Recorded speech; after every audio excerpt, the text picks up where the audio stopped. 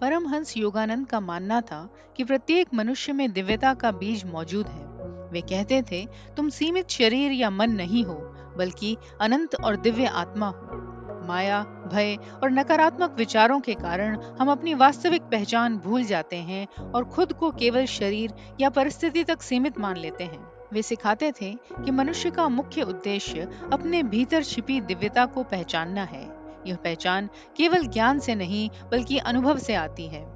ध्यान, योग और आत्मचिंतन के माध्यम से जब हम मन की सतह को शांत करते हैं, तब हमें अपने भीतर की अद्भुत शक्ति का अनुभव होता है।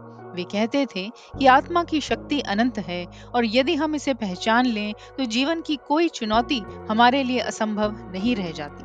उनकी शिक्षा यह भी थी कि आत्मविश्वास दिव्यता को जगाने का पहला कदम है। यदि हम लगातार खुद को कमजोर, सीमित और असहाय समझते हैं, तो हम उसी वास्तविकता को अपने जीवन में आकर्षित करते हैं। लेकिन जब हम अपने भीतर स्थित परमात्मा को स्वीकार करते हैं, तो हम अपनी असीम क्षमताओं को प्रकट करने लगते हैं।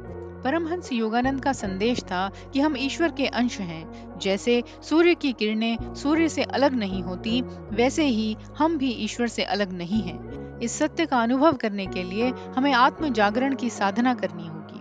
वे कहते थे, अपने भीतर उस शाश्वत प्रकाश को खोजो जो कभी न बुझने वाला है। तुम उसी परम चेतना की अभिव्यक्ति हो।